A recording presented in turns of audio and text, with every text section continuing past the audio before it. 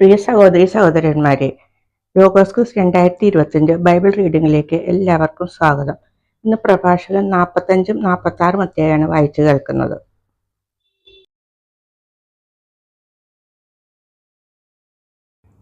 പ്രഭാഷകൻ 45-ാം അധ്യായം. മോശ. യാക്കോബിന്റെ സന്തതികളിൽ നിന്ന് കാരുണ്യവാനായ ഒരുവനെ കർത്താവ് ഉയർത്തി. അവൻ ജനത്തിന് സുസമ്മതനായി. ദൈവത്തിന്റെയും മനുഷ്യരുടെയും പ്രീതിക്ക് അവൻ പാത്രമായി. അവനത്രേ ഭാഗ്യസ്മരണാർഹനായ മോശ. അവിടുന്ന് അവനെ മഹത്വത്തിൽ ദൈവദൂതന്മാർക്ക് സമനാക്കി. ശത്രുക്കൾ ഭയകാരണമാകത്തക്ക വിധം അവനെ ശക്തനാക്കി. അവൻ അപേക്ഷിച്ചപ്പോൾ അവിടുന്ന് അടയാളങ്ങൾ പിൻവലിച്ചു. രാജാക്കന്മാരുടെ സന്നിധിയിൽ കർത്താവ് അവനെ സമുന്നതനാക്കി. അവിടുന്ന് തൻ്റെ ജനത്തിനു വേണ്ടിയുള്ള കൽപ്പനകൾ അവനെ ഏൽപ്പിക്കുകയും തൻ്റെ മഹത്വത്തിൻ്റെ ഭാഗികമായ ദർശനം അവന് നൽകുകയും ചെയ്തു. വിശ്വസ്തതയും സൗമ്യതയും കൊണ്ട് അവിടുന്ന് അവനെ വിശുദ്ധീകരിച്ചു. എല്ലാ ജനതയുടെ ഇടയിൽ നിന്ന് അവനെ തിരഞ്ഞെടുത്തു. തൻ്റെ സ്വരം അവിടുന്ന് അവനെ കേൾപ്പിച്ചു. ഇരുണ്ട മേഘങ്ങൾക്കുള്ളിലേക്ക് അവിടുന്ന് അവനെ നയിച്ചു. മുഖാമുഖം കൽപ്പനകൾ, ജീവൻ്റെയും വിജ്ഞാനത്തിൻ്റെയും നിയമം അവിടുന്ന് നൽകി. യാക്കോബിൻ്റെയും തൻ്റെ ഉടമ്പടിയും ഇസ്രായേലിനെ തൻ്റെ നീതിയും അഭ്യസിപ്പിക്കേണ്ടതിന് തന്നെ. അഹ്റോൻ. ലേവി ഗോത്രജനും മോശയുടെ സഹോദരനും അവനെപ്പോലെ തന്നെ വിശുദ്ധനുമായ അഹ്റോനെ അവിടുന്ന് ഉയർത്തി.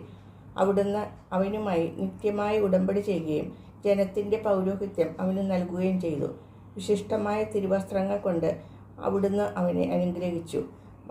മഹിമയേറിയ മേലങ്കി അവനെ അണിയിച്ചു. മഹിമയുടെ പൂർണ്ണത അവിടുന്ന് അവനെ അണിയിച്ചു. അധികാര ചിഹ്നങ്ങൾ നൽകി അവിടുന്ന് അവനെ ശക്തനാക്കി. കാൽച്ചട്ടയും നീണ്ട അങ്കിയും ഏഫോദും അവന് നൽകി. അങ്കിക്ക് ചുറ്റും മാതള നാരങ്ങയും ദേവാലയത്തിൽ തൻ്റെ ആഗമനത്തെ അറിയിക്കാൻ നടക്കുമ്പോൾ ശബ്ദമുണ്ടാകുന്ന ധാരാളം സ്വർണ്ണമണികളും തുന്നിച്ചേർത്തു. സ്വർണ്ണ, നീല, ധൂമ്ര വർണ്ണം കലർന്ന ചിത്രപ്പണികളോട് കൂടിയ വിശുദ്ധ വസ്ത്രം അവിടുന്ന് അവനെ അണിയിച്ചു. ഉറിയും തുമ്മിയും എന്നിവയും അണിയിച്ചു. കരവിരുതോടെ പിരിച്ചെടുത്ത കടും ചുവപ്പ് നൂൽ. ഇസ്രായേൽ ഗോത്രങ്ങളുടെ എണ്ണത്തിനനുസരിച്ച് അവരെ അനുസ്മരിക്കാൻ സ്വർണ്ണപ്പണിക്കാരൻ മുദ്രമോതിരത്തിൽ എന്ന പോലെ ലിഖിതങ്ങൾ കുത്തിയ രത്നങ്ങൾ പതിച്ച സ്വർണ്ണപലകം എന്നിവ അണിയിച്ചു. അവരുടെ തലപ്പാവിൽ സ്വർണം കൊണ്ടുള്ള ഒരു കിരീടം അണിയിച്ചിരിക്കുന്നു. അതിൽ ഒരു മുദ്രയിൽ എന്ന പോലെ വിശുദ്ധി എന്ന് കൊത്തിയിരിക്കുന്നു. വിദഗ്ധൻ്റെ കരചാതരി പ്രകടമാകുന്ന അത് നയനാനന്ദകരവും ശ്രേഷ്ഠവും അലങ്കൃതവുമാണ്. അവൻ്റെ കാലത്തിനു മുമ്പ് അത്ര മനോഹരമായ വസ്തുക്കൾ ഒരിക്കലും ഉണ്ടായിരുന്നിട്ടില്ല. അന്യരാരും അവ അണിഞ്ഞിട്ടില്ല. അവൻ്റെ മക്കളും പിൻഗാമികളും എക്കാലവും അത് ധരിച്ചു. എല്ലാ ദിവസവും 2 പ്രാവശ്യം വീതം അവൻ്റെ ഹോമബലി പരിപൂർണമായി ദഹിപ്പിക്കപ്പെടും. മോശ അവനെ വിശുദ്ധ തൈലം കൊണ്ട് അഭിഷേകിച്ച് നിയോഗിച്ചു. കർത്താവിന് ശുശ്രൂഷ ചെയ്യാനും പുരോഹിത ധർമ്മം അനുഷ്ഠിക്കാനും അവിടുത്തെ നാമത്തിൽ തൻ്റെ ജനത്തെ ആശീർവദിക്കാനും വേണ്ടി അവനും അവൻ്റെ പിൻഗാമികൾക്കും ആകാശം പോലെ നിത്യമായ ഒരു ഉടമ്പടിയാണ് അത്. ജനത്തിൻ്റെ പാപങ്ങളുടെ പരിഹാരത്തിനു വേണ്ടി കർത്താവിന് ബലിയർപ്പിക്കുന്നതിനും സ്മരണാംശമായി കുന്തിരിക്കവും സുഗന്ധദ്രവ്യങ്ങളും അർപ്പിക്കുന്നതിനും അവിടുന്ന് അവനെ മാനവകുലത്തിൽ നിന്ന് തിരഞ്ഞെടുത്തു.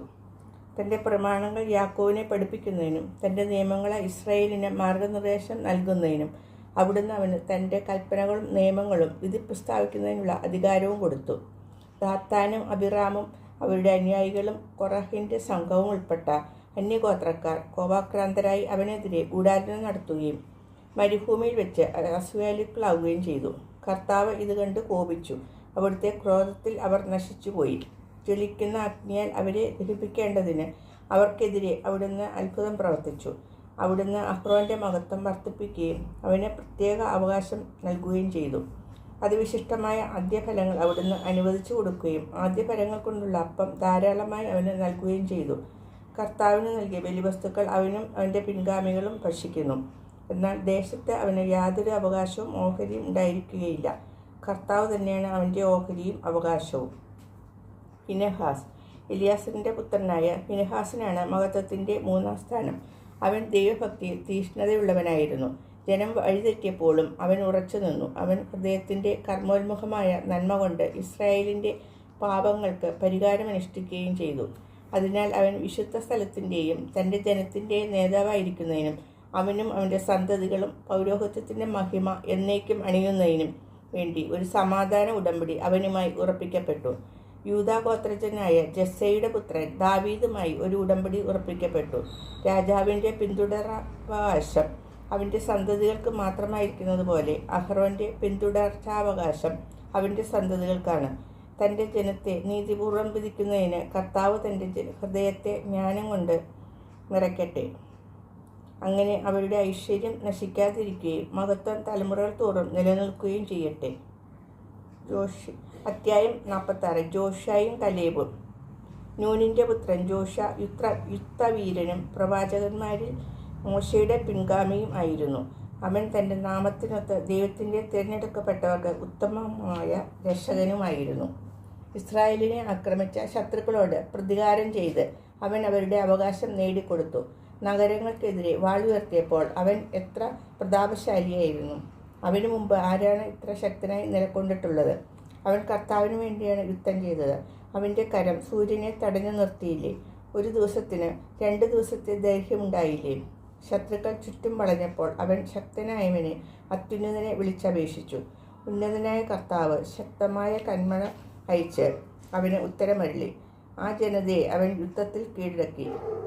ബെത്ത്ഹോരോൻ ഉറക്കത്തിൽ വെച്ച് അവൻ ശത്രുക്കളെ നശിപ്പിച്ചു.